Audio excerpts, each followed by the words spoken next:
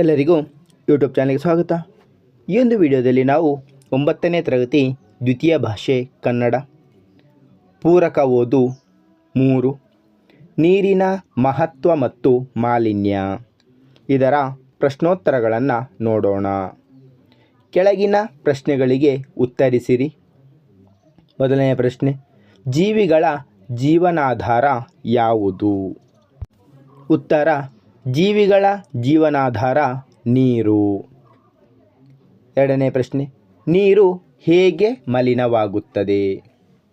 ಉತ್ತರ, ಸಂಸ್ಕರಿಸದ ಹಾಗೂ ಶುದ್ಧೀಕರಿಸದ ಕಸವು ನೀರಿಗೆ ಸೇರುವುದು, ನಗರ ಪಟ್ಟಣಗಳಿಂದ ಹೊರಬರುವ ಚರಂಡಿ ಮತ್ತು ಶೌಚಾಲಯಗಳ ಹೊಲಸು ನೀರು ಸೇರುವುದು, ರಾಸಾಯನಿಕ, ಕಬ್ಬಿಣ, ಉಕ್ಕು ಕಾರ್ಖಾನೆ ಹಾಗೂ ಚರ್ಮ ಕೈಗಾರಿಕೆಗಳಿಂದ ಹೊರಬರುವ ವಿಷಯುಕ್ತ ಪದಾರ್ಥಗಳು ನೀರಿನ ಮೂಲಗಳನ್ನು ಸೇರುವುದು, ರಸಗೊಬ್ಬರಗಳ ಕಾರ್ಖಾನೆ ಹಾಗೂ ಅವುಗಳ ಬಳಕೆಯಿಂದ ನೈಟ್ರೇಟ್, ಫಾಸ್ಫೇಟ್ಗಳು ಭೂಮಿಗೆ ಬಿದ್ದು ಹರಿಯುವ ಮಳೆಯೊಂದಿಗೆ ಬೆರೆತು ನದಿ, ಕಾಲುವೆ, ಕೆರೆಗಳಿಗೆ ಸೇರುತ್ತವೆ.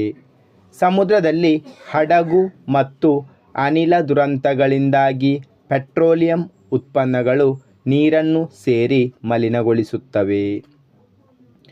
ಮೂರನೇ ಪ್ರಶ್ನೆ, ಮಲಿನ ನೀರನ್ನು ಬಳಸಿದಾಗ ಉಂಟಾಗುವ ದುಷ್ಪರಿಣಾಮಗಳನ್ನು ತಿಳಿಸಿ.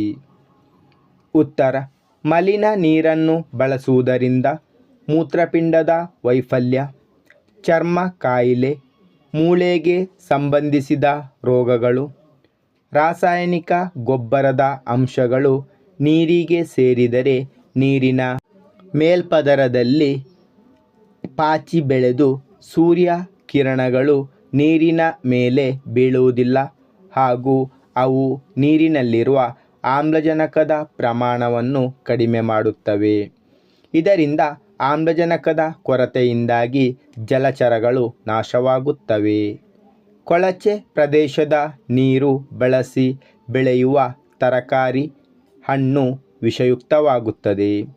ಕೈಗಾರಿಕಾ ಕಶ್ಮಲಗಳಲ್ಲಿರುವ ಸೀಸ, ಕ್ಯಾಡ್ಮಿಯಂ, DDT ಇವುಗಳು ಮೀನು ಹಾಗೂ ಇನ್ನಿತರ ಜಲಚರಗಳಲ್ಲಿ ಸೇರಿ ನಾಶವಾಗುತ್ತವೆ ಹಾಗೂ ಅವುಗಳನ್ನು ಬಳಸುವ ಮಾನವನಿಗೆ ತೊಂದರೆ ಉಂಟಾಗುತ್ತದೆ.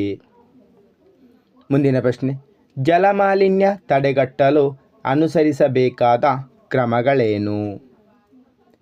ಉತ್ತರ, ಜಲಮಾಲಿನ್ಯ ತಡೆಗಟ್ಟಲು ಕಾರ್ಖಾನೆಗಳಿಂದ ಬರುವ ಕಲ್ಮಶಗಳನ್ನು ಶುದ್ಧೀಕರಿಸಿ ಬಿಡಬೇಕು. ನಗರ ಪಟ್ಟಣಗಳಿಂದ ಹೊರಬರುವ ಕೊಳಚೆ ನೀರನ್ನು ಶುದ್ಧೀಕರಣ ಮಾಡಿ ಮರುಬಳಸಬೇಕು. ಮಳೆ ನೀರು ಸಂಗ್ರಹ ಮತ್ತು ಇಂಗುವಿಕೆಗೆ ಕ್ರಮ ಕೈಗೊಳ್ಳಬೇಕು. ನೀರನ್ನು ಮಿತವಾಗಿ ಬಳಸಬೇಕು. ನೀರಿನ ಮೂಲಗಳನ್ನು ಉಳಿಸಬೇಕು. ಎಲ್ಲಿ ಸಾಧ್ಯವೋ ಅಲ್ಲಲ್ಲಿ ಗಿಡ ಮರ ಬೆಳೆಸಬೇಕು. ಮುಂದಿನ ಪ್ರಶ್ನೆ, ನೀರನ್ನು ನೀವು ಹೇಗೆ ಉಳಿತಾಯ ಮಾಡುವಿರಿ? ಉತ್ತರ, ನೀರನ್ನು ಮಿತವಾಗಿ ಬಳಸಬೇಕು. ನಲ್ಲಿಗಳಲ್ಲಿ ನೀರು ಸೋರದಂತೆ ಎಚ್ಚರಿಕೆ ವಹಿಸಬೇಕು. ಪಾತ್ರೆ, ತರಕಾರಿಗಳನ್ನು ತೊಳೆದ ಬಟ್ಟೆಗಳನ್ನು ಒಗೆದ ನೀರನ್ನು ತರಕಾರಿ, ಹೂವಿನ ಗಿಡಗಳಿಗೆ ಹಾಕಬೇಕು.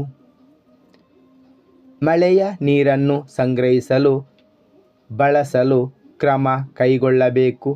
ಹೀಗೆ ಮಾಡುವುದರಿಂದ ನೀರನ್ನು ಉಳಿತಾಯ ಮಾಡಬಹುದು. ಧನ್ಯವಾದಗಳು.